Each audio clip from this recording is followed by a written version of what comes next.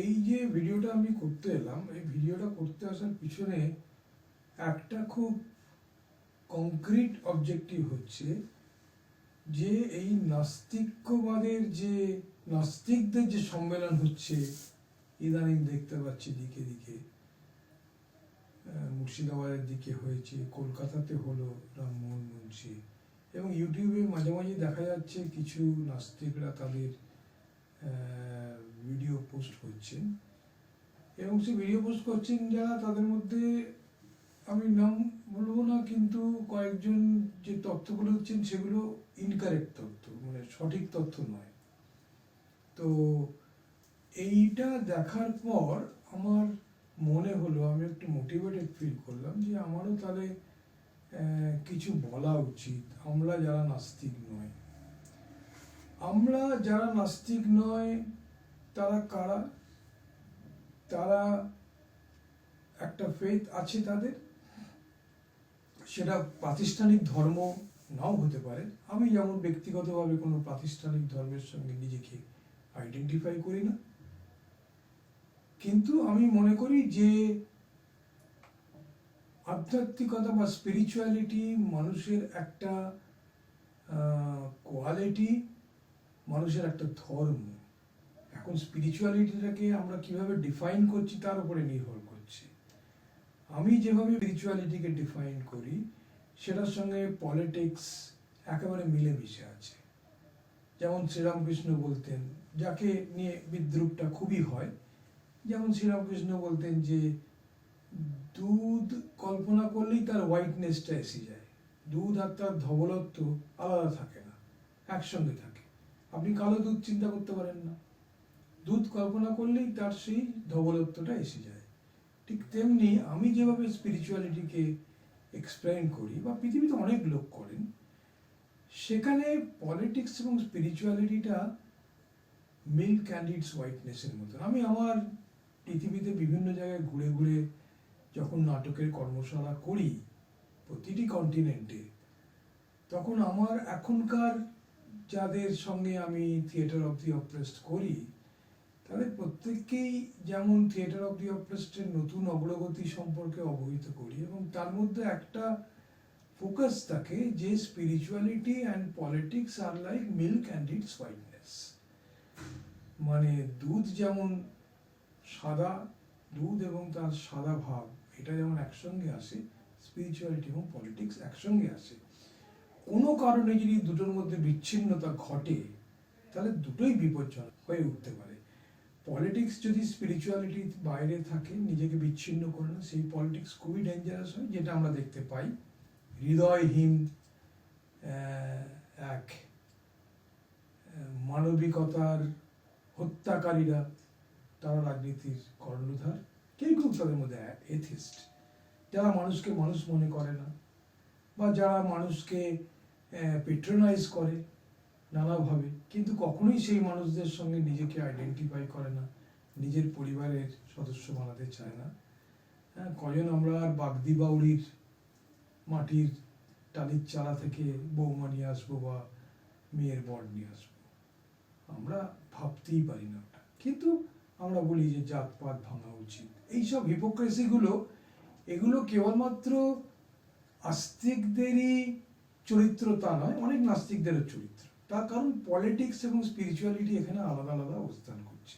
Similarly spirituality যদি পলিটিক্সকে বাদ দিয়ে মনে করে যে আমি পলিটিক্যাল নয়, আমি একটা আলাদা কিছু যার সঙ্গে পলিটিক্যাল সায়েন্সের কোনো সম্পর্ক নেই, তাহলে সেই স্পিরিচুয়ালিটিও একটা ভয়ঙ্কর রূপ নিতে পারে।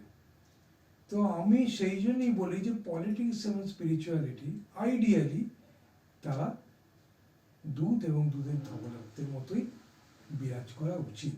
তাহলে আজকের এই যে সভ্যতার সংকট, সেই সভ্যতার সংকট থেকে অনেকটা বেরোনো যাবে। আমি ভিডিওটাকে সাবস্ট্যান্সিয়েট করার জন্য এইসব কথাগুলো কিভাবে আমি কেন এই উপলব্ধিতে এলাম, খুব ছোট ছোট ঘটনা দিয়ে বলতে চাই, যাতে এটা সবার কাছে খুব গ্রহণযোগ্য হয় এবং সবাই যাতে এটা বুঝতে পারেন। খুব বেশি একাডেমিক ফিলসফি করে কোনো লাভ নেই, কারণ সেটা দেশের মেজরিটি মানুষের কাছে ওই একাডেমিক এবং অ্যাবস্ট্রাক্ট রিপ্রেজেন্টেশনটা আসলে যা বলে আর আমরা যে গল্পগুলো বলি দুটো একই, কিন্তু বিভিন্ন একটা দুর্ভাগ্যজনক কারণে দুটো আলাদা আলাদা মর্যাদা পায়। শ্রীরামকৃষ্ণ যেমন খুব একটা একাডেমিক ফিলসফিক্যাল কথা বলেননি, কিন্তু তিনি যে যে কথাগুলো বলেছেন সেগুলো হাইলি ফিলসফিক্যাল, এবং তিনি ফিলসফিটাকে এত ভালোভাবেই আত্মস্থ করেছিলেন যে অনেক সহজ করে বলতে পারতেন।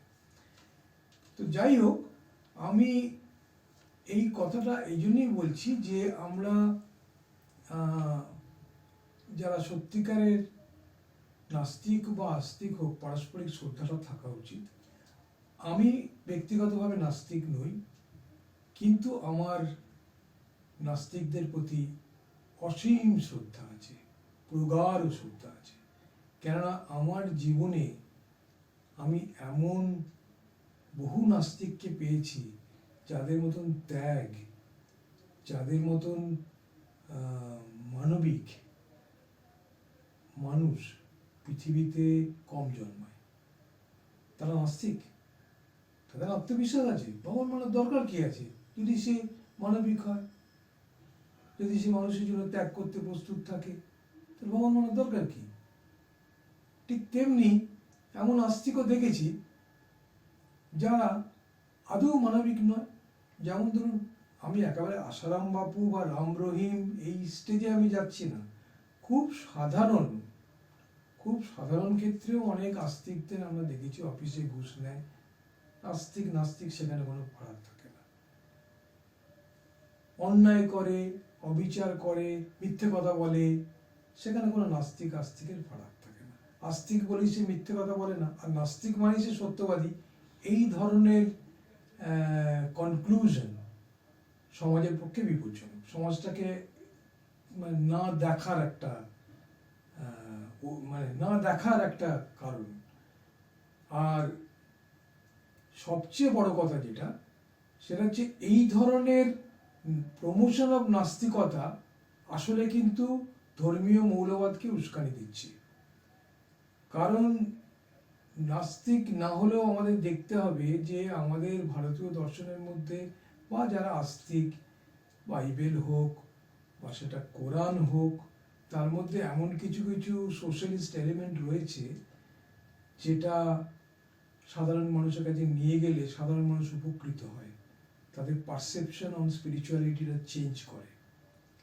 সেইটা না করে আমি যদি পুরো জিনিসটাকে ভারতবর্ষের মতন দেশে উড়িয়ে দিই, সেটা আসলে ধর্মীয় মৌলবাদকে উস্কানি দেওয়া। যে সমস্ত নাস্তিক্যবাদীরা সম্মেলন করে নিজেদের জাহির করছেন, আমি জানি না কোনো না কোনো আঁকা বাঁকা পথে তাদের মধ্যে সাম্রাজ্যবাদ অপারেট করছে কিনা। কারণ তারা চায় যে আমাদের দেশে ধর্মীয় মৌলবাদ বিকশিত হোক, তাতে তাদের সুবিধা হয়। আর এই নাস্তিকদের যে সম্মেলন, সেটা ক্লিয়ারলি ধর্মীয় মৌলবাদকে উস্কানি দিচ্ছে। তারা এটা জানেন না। আমরা গ্রাউন্ড রিয়ালিটিতে আছি। এখানে যারা নাস্তিকদের সম্মেলন করছেন, তাদের কেউ বছরে 100 দিন গ্রামে বাগদি, বাউরি, সাঁওতাল বা পাথর প্রতিমা, সুন্দরবনের ক্ষেতমজুর এদের মধ্যে কাটান না বছরে 100টা দিন। আমি এই প্রতিবেদক যিনি বলছি, আমি বছরে 100টা দিন গ্রামে কাটাই। 100টা দিন, 24 আওয়ার্স আমি যে কাটাচ্ছি, আমার গ্রামের মানুষের পারসেপশন, তাদের রিয়ালিটি, কি বললে তাদেরকে এগিয়ে নিয়ে যাওয়া যায়, সেটা আমি বুঝি। আমাদের দেশের বামপন্থী আন্দোলনের দুর্বলতা এটাই, তারা বোঝে না যে perception of the people at the ground লেভেলটা কি। তাদের কাছে কিভাবে এটাকে ইন্টারপ্রেট করলে, আধ্যাত্মিকতাকে ঠিক কিভাবে ইন্টারপ্রেট করলে তারা সমাজতান্ত্রিক ভাবনার কাছাকাছি চলে আসবে, এটা বোঝার ক্ষমতা এদের নেই। কারণ এরা ভূপেন দত্তকেও পাত্তা দেয়নি, দামোদর ধর্মানন্দ কোসাম্বীকেও পাত্তা দেয়নি, ফুটনোটেও এদেরকে দেখা যায় না। এরা কপি মাস্টার, কপি ক্যাট। যেটা মনে করে পৃথিবীর অন্য কোনো একটা ভূখণ্ডে সাময়িকভাবে কার্যকরী হয়েছিল, সেটাই আমাদের দেশে ঠিক একইভাবে কার্যকরী হয়ে যাবে। এই ধরনের কি বলবো, এই ধরনের ইম্যাচিউরিটি, অপরিণত মনস্কতা, রাজনৈতিক অপরিণত মনস্কতা দেশের পক্ষে ভালো নয়। নমস্কার।